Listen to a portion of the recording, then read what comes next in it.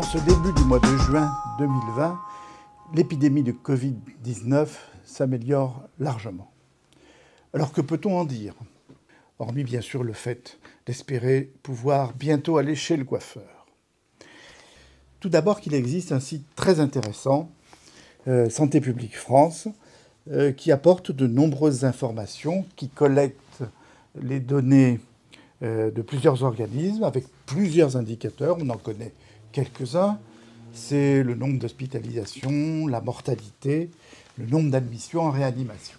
Globalement, après cette vague, 100 000 personnes ont été hospitalisées et près de 29 000 décès ont été recensés. Plus de 88% ont touché les plus de 70 ans. Enfin, plus de la moitié de ces décès sont survenus en EHPAD. Aujourd'hui, quasiment tous les indicateurs sont à la baisse, sans pour autant atteindre zéro.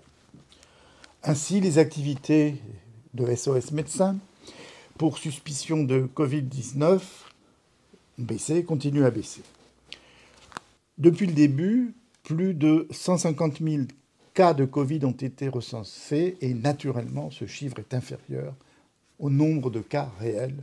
Le nombre de foyers ou clusters, c'est-à-dire, qu'est-ce qu'on entend par foyer ou cluster, c'est le nombre de 3 cas de Covid authentifiés dans une communauté. Eh bien, ce nombre de clusters est en augmentation, 142 en France, on le voit ici, mais heureusement, il n'y a aucune dissémination de ces 4 clusters dans la communauté. Quant à la répartition géographique de ces foyers, eh bien, elle nous montre qu'il faut rester extrêmement prudent et continuer à appliquer les mesures en usage. Concernant les EHPAD, nous avons bien vu qu'elles avaient payé un lourd tribut à l'épidémie et que la situation s'améliore, le nombre de cas, là encore, diminue. De même, diminue le nombre de passages aux urgences pour suspicion de Covid.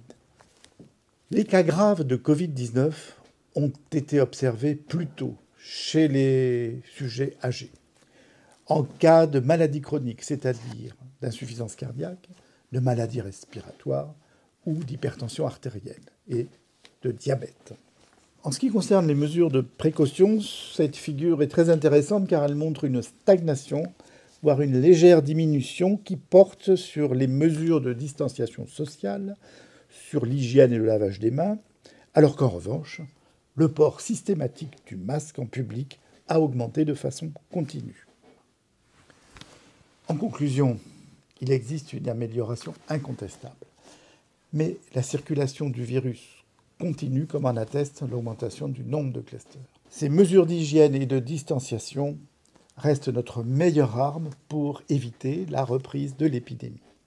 Il faut y ajouter l'incitation à se faire dépister systématiquement en cas de symptômes évocateurs ou en cas de contact.